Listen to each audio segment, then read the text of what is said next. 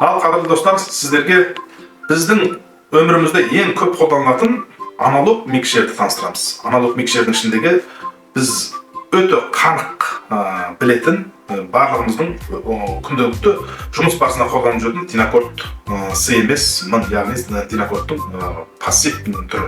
Динакордтың пассив түрін аламыз, бұл пассив түрінің актив түрінің айырмашылығы жоқ. Толық айырмашылығы не десеңіз, айырмашылығы оның осылайденінде ғана. Сол үшін динакордты мысалға алып сіздерге осы аналог микшерді қалай қолдануды үйрететін боламыз. Ал кеттік онда. Ең алдымен динакордтың дыбысын шығарып, динакордты қосу үшін қайтеміз. Әрине біз ең алдымен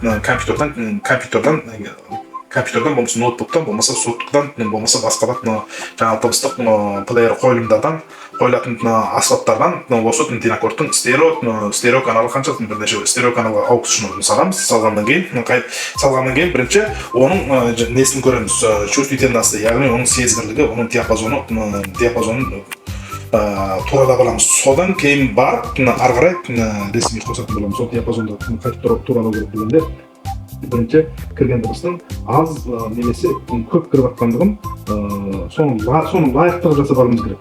Яғни кірген дыбыс нөлден аспайтын болу керек. Нөлден аспайтын индикаторды нөлден аспайтын деңгейге туралап алып, содан кейін барып көтеретін боламыз.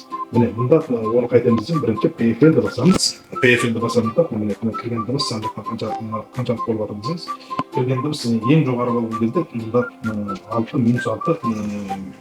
-6 децибелді тұрады. Енді оны қайтеміз, оны лайықты болу үшін әрине көтеріп бұны нөлге әкелеміз.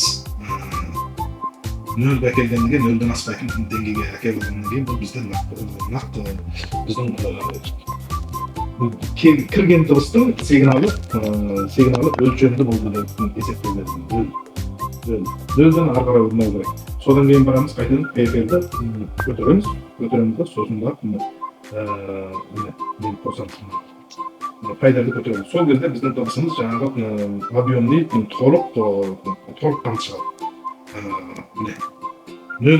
Мұнда нөлге келсеңіз, бұл жерде нөлге келеді. Ал енді жоғарғы дыбыстарыңыз әрине +3, +6 дейін барады. Ол кезде сіз до конца мынаған бүйтіп былайтын тақап керек жоқ. Бұл өтетін болса қайтеміз, бірінші нені бүлдіреміз, колонканы бүлдіреміз, екінші бұл жаңағы өзінің күшемелдігінің асып кеткен кезде, кезінде пикке қалған кезде бұл отказ береді.